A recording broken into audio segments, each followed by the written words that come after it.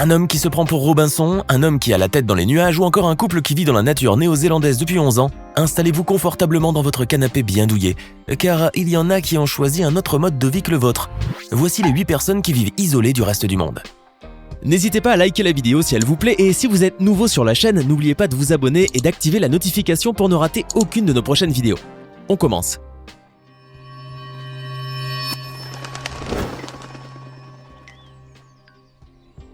Dans les années 30, en Sibérie, une famille de vieux croyants russes connue sous le nom de Likov vivait dans la ville, dans une maison modeste.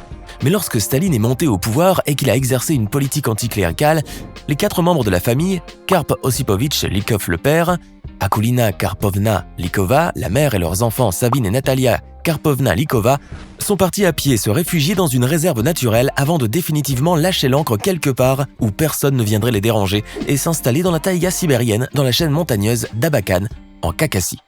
La famille Likov est donc restée pendant 40 ans totalement isolée du reste du monde, sans aucun contact avec l'espèce humaine.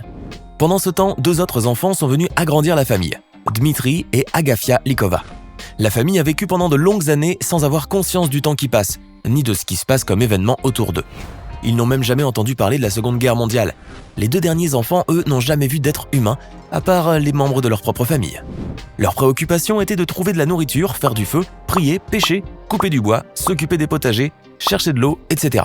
Bien qu'en apparence ce mode de vie paraît simple et idyllique, la famille Likov a connu beaucoup de tragédies, à commencer par la mort de la maman qui a arrêté de se nourrir pour laisser suffisamment de nourriture pour le reste de la famille. Quelques années plus tard, 3 des enfants sont décédés à leur tour à cause de maladies. Certains expliquent cela par le fait qu'ils n'ont jamais été vaccinés ni immunisés contre certaines maladies. Lorsque son histoire fut médiatisée, la famille Likov, enfin, de ce qu'il en restait, le papa et Agafia, la petite dernière, a reçu de la part de bienfaiteurs du matériel pour améliorer sa cabane, du blé, une chèvre pour avoir du lait et d'autres produits de première nécessité. Finalement, Agafia restera la seule survivante de la famille et vivra pendant longtemps loin du reste du monde, avec pour seule compagnie un homme qui s'est porté volontaire pour l'aider dans sa vie quotidienne, puisqu'elle se fait aujourd'hui très vieille. La famille Likov était une famille comme les autres, mais elle est devenue l'une des plus populaires au monde, rien qu'en s'isolant complètement du reste de l'humanité. Miriam et Peter Lunswood sont un couple de Néo-Zélandais qui vivaient paisiblement dans une maison en métropole. Ils exerçaient respectivement les métiers d'enseignante et de conférencier et se plaignaient d'être devenus esclaves de la nouvelle technologie, d'une société consommatrice et d'un mode de vie trop effréné. Un beau jour, ils se sont tout naturellement mis au défi de vivre une année sans les nécessités modernes de la technologie. Le couple a donc emballé toute la nourriture et les éléments essentiels dont il pensait avoir besoin pour vivre une vie nomade et s'est dirigé vers le sud de Marlborough, là où il a passé son premier hiver. Suite à cela, Miriam et Peter se sont rendus dans le district de Nelson Lakes et un peu plus tard sur la côte ouest pour passer les saisons chaudes. Au cours de leur voyage, le couple a appris à chasser pour avoir sa propre nourriture et à s'acclimater au climat rude de l'extérieur. Le couple s'est ainsi rapidement adapté à la vie sauvage et à une vie sans le confort moderne. Leur expérience n'a pas été sans difficulté, eux qui étaient issus d'une société purement consommatrice et qui avaient tout ce qu'ils souhaitaient à 2 pas de leur porte. Ils ont dû supporter la faim, le froid, les douleurs physiques et devaient faire avec les moyens du bord, sans envisager une seconde de mettre fin à leur expérience.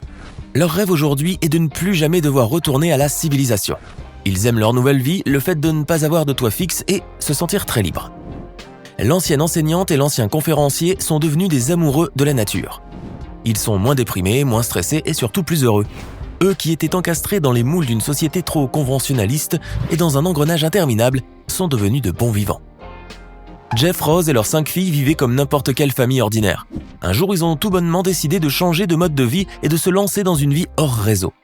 Non pas qu'ils souhaitaient accroître leur richesse en dépensant moins, ils voulaient vivre le plus simplement possible tout en respectant la planète. Ainsi, ils se lancèrent dans la construction d'une maison hors réseau sur un terrain de 16 hectares dans le nord de la Colombie-Britannique. Ils ont utilisé pour cela des matériaux bruts tels que des poteaux de cèdre, des chevrons en rondins, du contreplaqué, de la mousse isolante et un toit vivant. Pour se fournir en énergie, ils ont 2 systèmes d'énergie solaire. L'un génère une alimentation pour la luminosité et le second est un système d'énergie solaire de 2,5 kW qui alimente leur électroménager. Ils collectent l'eau de pluie, la stockent dans un réservoir et la filtrent pour la boire. Pour leurs besoins, ils utilisent des toilettes à compost et saupoudrent de la sciure de bois dans les seaux. Pour se chauffer ou cuisiner, ils coupent simplement du bois. Ce ne fut certes pas si facile d'adopter un tel mode de vie, surtout pour des gens qui ont toujours été habitués à la vie en société. Mais avec un peu de persévérance et beaucoup de volonté, tout le monde s'y est fait. Aujourd'hui, la famille passe beaucoup moins de temps à travailler et profite plutôt pleinement de la vie, rien qu'avec le minimum vital. Et à les entendre parler, ils sont plus heureux que lorsqu'ils avaient le Wi-Fi et des toilettes à chasse. Masafumi Nagasaki était un Japonais comme les autres. Il vivait dans la ville d'Osaka, était marié et exerçait sa grande passion, la photographie. Un beau jour, il décida de tout quitter pour aller vivre la vie de bohème, toutes fesses en l'air, dans une île déserte. C'est ainsi qu'il devint ermite et qu'il s'installa dans la petite île de Sotobanari, dans le sud de l'archipel japonais. Celui qui n'était qu'un homme de la ville sans expérience du monde extérieur et qui ne sortait jamais de sa zone de confort est passé maître en matière de survie. Pendant 29 ans, l'homme a tenté de survivre tout seul dans le froid, le danger, en cherchant de quoi se nourrir et de quoi se désaltérer. Chasser, faire du feu, fabriquer un campement, se soigner, etc. C'est ainsi qu'il a voulu son mode de vie. Vivre à l'écart de la civilisation et passer son temps à méditer dans le calme et la solitude la plus absolue. Malheureusement, vivre nu et ne pas avoir suffisamment de quoi manger a aussi énormément affecté sa santé, d'autant plus que ce n'est plus tout à fait un jeune homme. D'ailleurs, à l'âge de 82 ans, le Robinson Crusoe japonais a dû quitter l'île à contre-cœur qu'il a vu vieillir, après y avoir vécu près de 29 ans pour rejoindre la civilisation. Mais Masafumi Nagasaki pourra au moins se vanter d'avoir eu une vie pas comme les autres. En 1989, un marin du nom de Mauro Morandi était à bord de son catamaran sur une expédition en mer. Le bateau s'est échoué suite à une panne de moteur sur la côte de l'île de Boudeli, située sur un plan d'eau entre la Sardaigne et la Corse. Il fut tellement subjugué et conquis par la beauté de cette île et de sa plage rose qu'il décida tout naturellement d'y déposer son ancre pour la vie. Il mit alors son bateau en vente et s'installa définitivement sur l'île en devenant par la même occasion son gardien attitré. Mauro profite tous les jours d'un paysage d'une beauté exceptionnelle. Lorsque l'île reçoit des visiteurs estivants, le gardien veille à les sensibiliser sur l'importance du respect de la nature et de la protection du précieux écosystème. Les hivers à Boudeli sont à la fois beaux et solitaires. Le gardien vit de longues périodes sans voir personne ni avoir de contact humain contrairement aux saisons chaudes où le tourisme se fait plus fréquent. Il vit dans l'introspection et s'assoit souvent sur la plage avec comme unique compagnon le bruit du vent et les vagues. Ce mode de vie ne lui a pourtant pas été offert. En effet, Mauro a dû longtemps militer contre la justice pour avoir officiellement le droit de vivre sur cette île. Il vit maintenant depuis plus de 30 ans et espère y vivre jusqu'à la fin de ses jours. Qui aurait dit à Mauro qu'un jour, une panne de moteur lui ferait vivre l'une des plus belles rencontres de sa vie? Maxime Kaftaradze habite en Géorgie. Ayant eu un passé quelque peu tumultueux, il a été incarcéré pendant plusieurs années. Mais pendant son séjour en prison, Maxime s'est converti en moine. À sa sortie de prison, le moine reconverti a décidé de changer radicalement sa vie pour se rapprocher de Dieu. Dans les années 90, il décida d'élire domicile dans le piton de Kachi, un monolithe dressé sur le haut d'un pic à 40 mètres d'altitude en plein cœur du Caucase et qui offre une vue à couper le souffle. Maxime l'a retapé et lui a redonné son aura d'antan.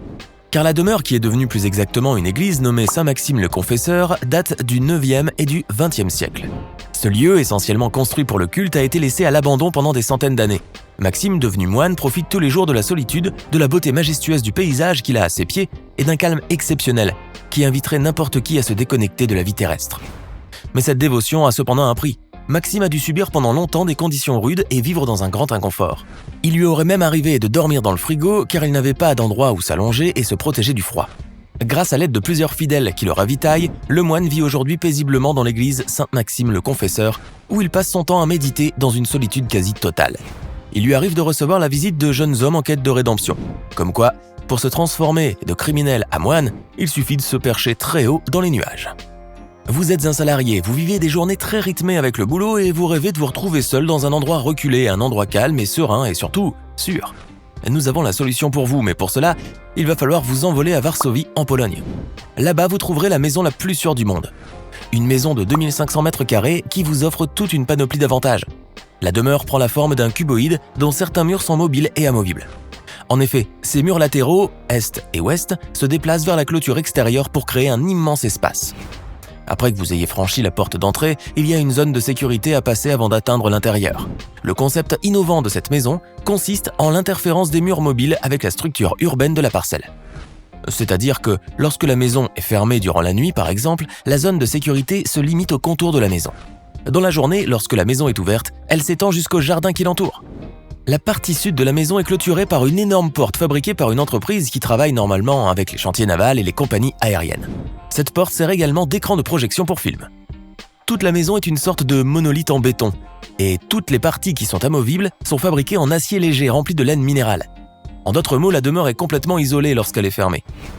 Vous qui vouliez du calme, vous êtes servi, sans parler des larges vitrages qui permettent de gagner de l'énergie pendant l'hiver et qui empêchent la déperdition énergétique, du système de chauffage hybride et de la ventilation mécanique avec récupération de chaleur, qui font de la maison un logement passif, innovant et très intelligent.